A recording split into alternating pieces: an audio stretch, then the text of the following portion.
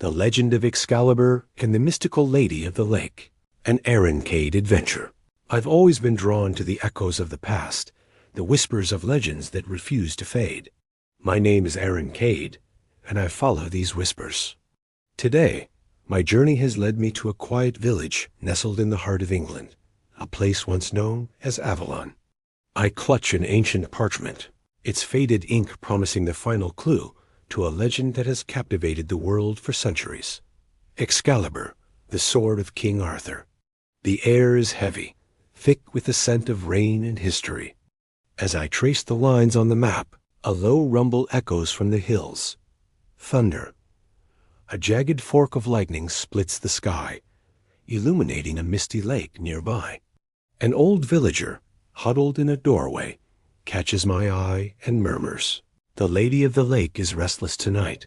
His words send a shiver down my spine, a mix of apprehension and exhilaration. My heart quickens. The adventure has begun. The pull of the lake is undeniable. I walk toward its shore, where the water glows with an otherworldly luminescence. Mist curls across its surface like living smoke, shimmering with a faint ethereal blue light. As I draw closer, I see symbols materializing on the water, swirling into existence. They are identical to the markings on my parchment. The air begins to hum, a low melodic vibration that seems to come from the lake itself, almost like a forgotten song. I take another step forward, my boots sinking into the damp earth at the water's edge. A single ripple spreads out from the center of the lake, distorting the glowing symbols, as if something ancient has just stirred from its slumber.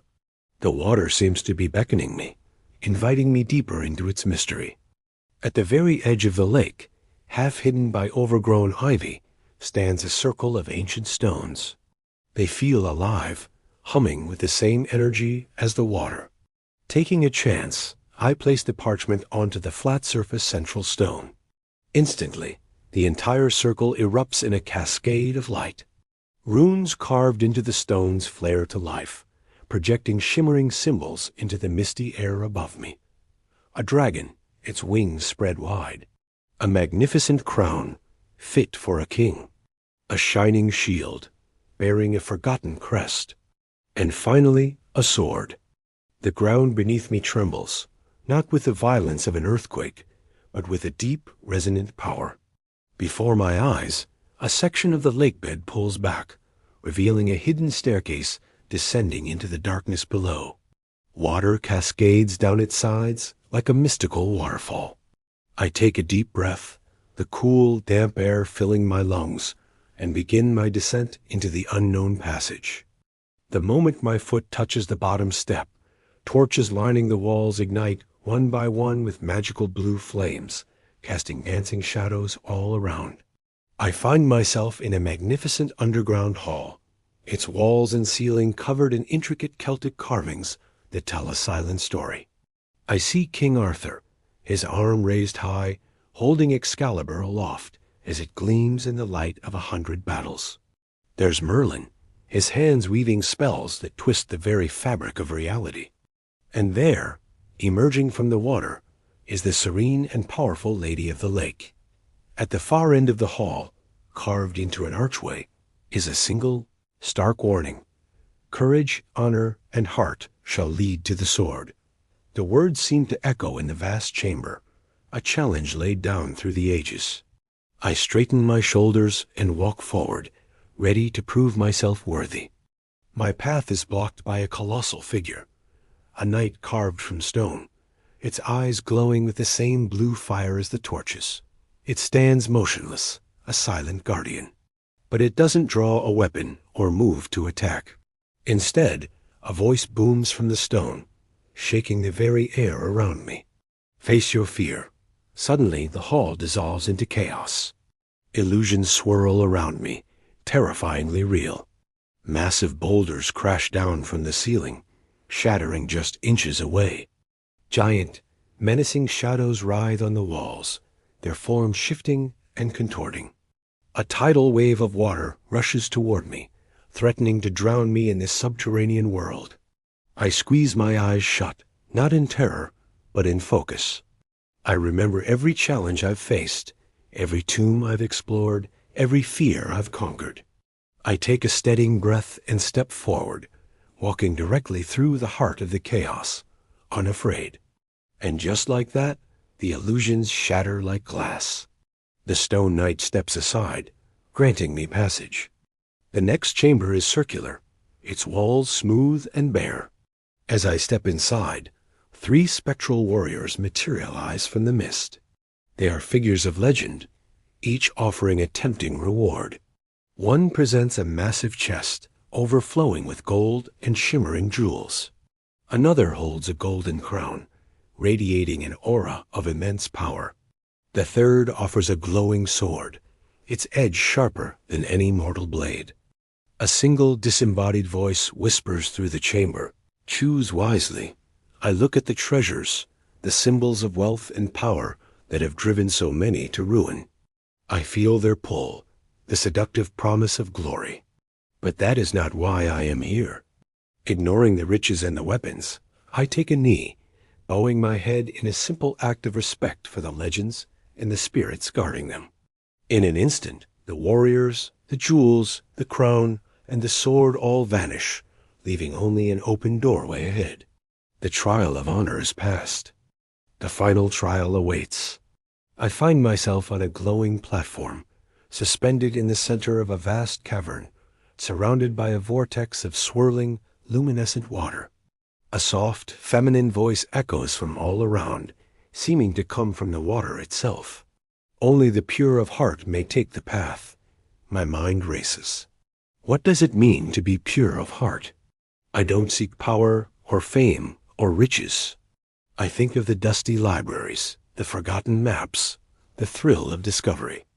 I seek these legends not to possess them, but to preserve their history, to ensure their stories are never forgotten.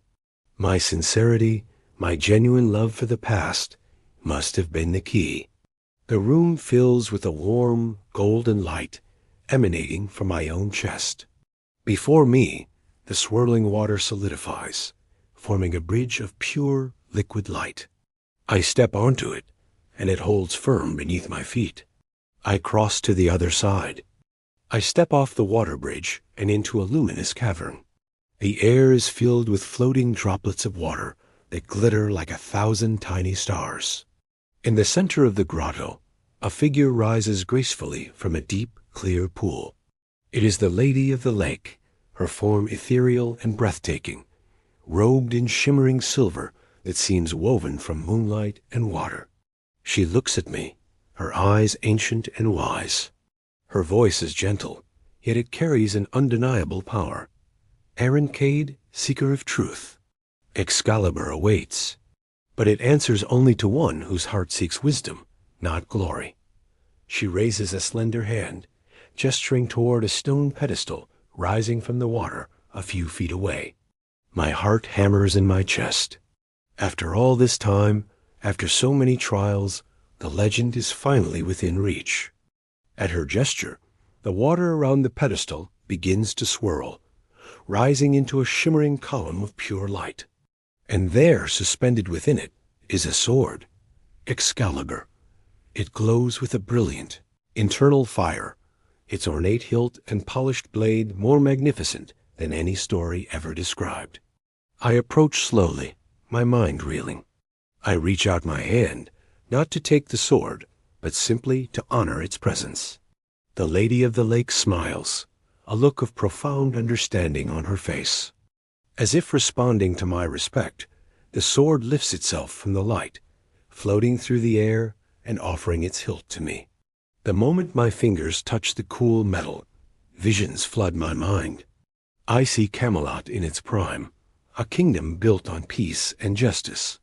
I feel the courage of the knights, the unity of a people bound by a noble cause. Excalibur glows brighter, and on my glove, a symbol burns itself into the leather, the mark of Avalon. I bow my head and gently return the sword to its watery sanctuary. The lady nods in approval. The cavern begins to dissolve around me, the starry water droplets and luminous walls fading into shimmering mist. The Lady of the Lake's voice echoes one last time, a blessing and a charge. Carry our legend into the world above. Guard the light of honor, Arin Cade.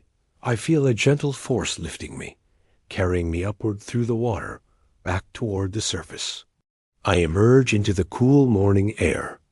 The storm has passed, and the first rays of sunrise are painting the sky in shades of orange and gold.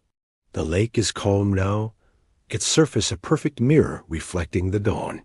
As I check my pockets, my fingers close around something small and smooth. I pull it out. It's a shard of crystal, glowing with the same inner light as Excalibur. A piece of its light, a token of my journey. I smile, feeling the weight of the adventure, the promise of the future. My next journey awaits. Thank you for joining me on this adventure. Don't forget to like and subscribe for more legends waiting to be uncovered.